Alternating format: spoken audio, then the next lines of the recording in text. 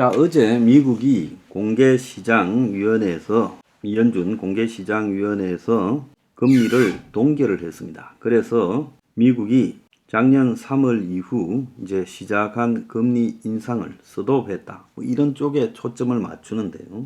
자, 일단 연준이 이 미국의 5월달 CPI 소비자 물가 지수가 좀 내려갔다. 그래서 동결한다 아니라 그거는요 크게 의미가 없어요. 그는 물가 지수는 여전히 높은 상황이고 그 조금 내려갔다라는 게 지금 상황을 이렇게 완전히 반전됐다고 해석할 여지도 없어요. 그래서 계속 올려서 앞으로 문제가 생길 거를 방지해야 된다는 겁니다. 그래서 미국에서 연준이 금리를 동결한 것은 큰 실수다. 이런 지금 비난을 하는 사람도 많고 지금 미국의 CPI가 어떻든 관계없이 여전히 이 CPI가 통제 불능 상태에 있기 때문에 금리 인상을 6월 초에 건너뛰는 것은 실수가 될 거라고 이 모하메드 엘리안츠 고문이라는 사람이 이 파이낸셜 타임즈 기고문에서 공개적으로 지적하고 6월 달도 올리고 7월 달도 올리고 바짝 올려서 잡아야 되는데 이 한 달 5월 달 이 소비자 물가 지수가 한 달 조금 낮아졌다 해서 그걸 가지고 금리 인상을 동결했냐. 이런 정도로 할 게 아니라 충분한 시간을 가지고 이 문제를 대처했어야 되었다라고 비판을 하고 있습니다. 자, 그런데 어제 그 파월이요. 지금 미국의 공개시장위원회에 6월달 금리 동결을 갖다가 설명하면서 기자회견을 했는데 향후 인플레이션이 의미가 있다 할 정도로 크게 하락할 때까지는 금리 인하를 하지 않을 것이다. 우리는 약 2년 후에 금리 인하가 있을지 논의하고 있다. 이렇게 말했어요. 그러면서 올해 안에 두 번쯤 더 높일 거다. 그러니까 5.25에서 최소한 이 5.75까지 올라갈 거다라고 시사했어요. 그래서 공개시장위원회 위원 중 어느 한 사람도 올해 금리 인하를 예상한다라고 말하지 않았고, 그래서 올해 금리 인하는 적절하지 않다.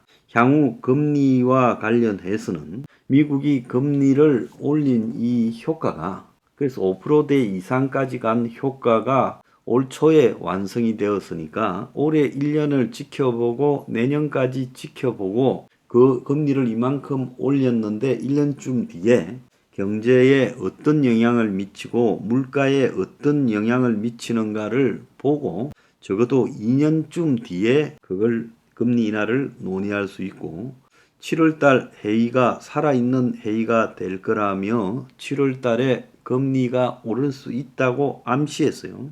그래서 이 서비스 물가 인플레이션은 여전히 끈질기고 인플레이션 위험이 상방향이라고 생각하고 있다라고 말을 했습니다.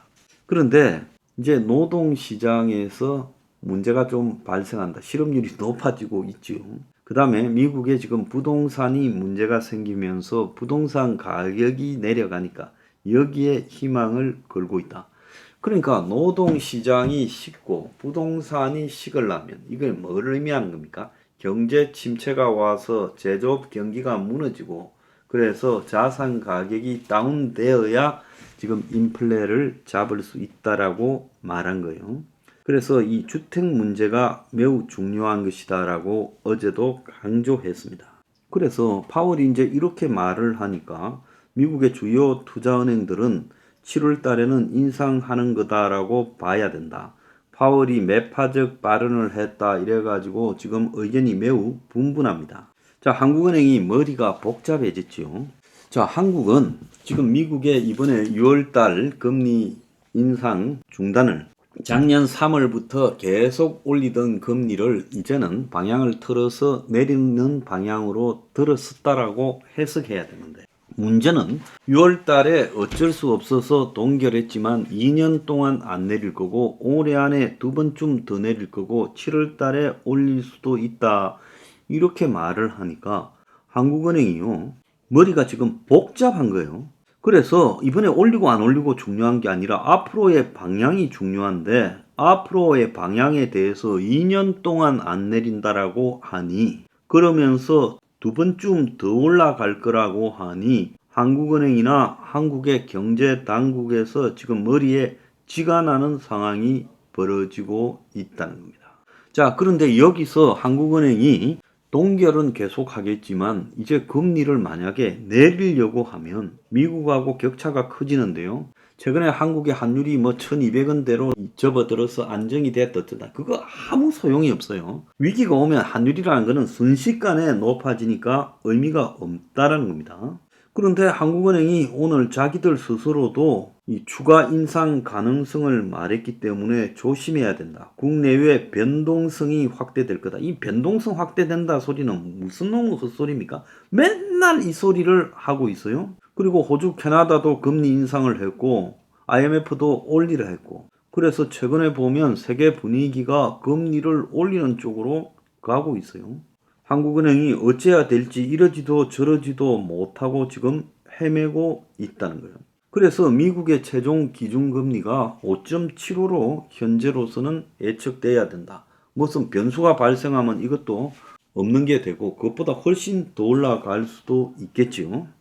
그래서 제가 여러 번 이야기했지만 미국의 경제 주체인 연준의 파월도, 연준의 그 위원들도, 미국의 지방 연준 은행들도, 또 미국의 재무장관 헬런도, 트럼프도, 백악관 경제위원장도, 바이든도 미국 경제가 어떻게 되는가를 모르고 있다.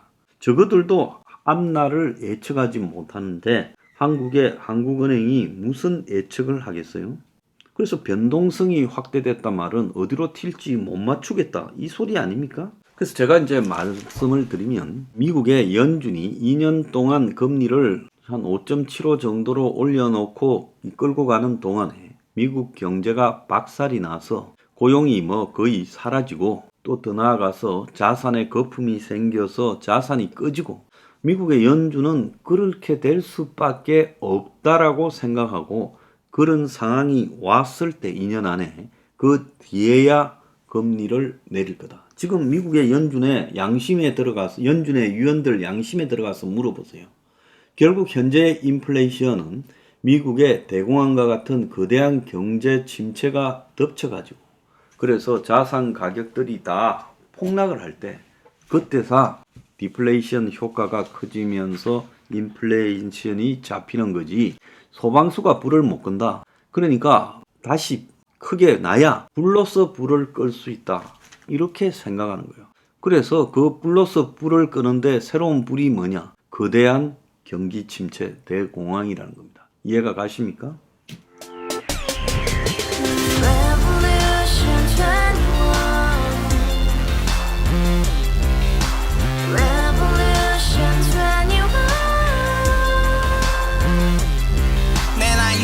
월세 30 코인 빚만 300 서울에 온 지 벌써 10년 아둥바둥 버텼지만 여전히 난 반지 하에 제왕 곰팡이 연문제약 내비랑 깡통망통 완전히 폭망 90원 창문만큼 작아진 내 꿈 연애 결혼 내 집 모든 게 헛꿈 1년 전 떠난 여친 울며 말했지 같이 써봤자 평생 가본 게 꼭꼭꼭라지 가바후스 700 나도 소유주 가바후스 700 나의 소유주 택시기사 우라부지 마트 캐셔 울어무니 우리 집안 다 털어봤자 후줄 그래 개선민 내 미래 거기서 팍 끝난 거지 팍 더 이상 노력 따윈 괴물이 스펙 찾아 싼말리 비오는 날 알바 잘려 맨날 학원 날 개쳐 발려 밤비 내리는 양화대교 홀로 걷고 있을 때 현수막에 아로 새겨진 평당 700짜리 아파트 다같이 소리 질러 혁명 21 가바후스 700 나도 소유주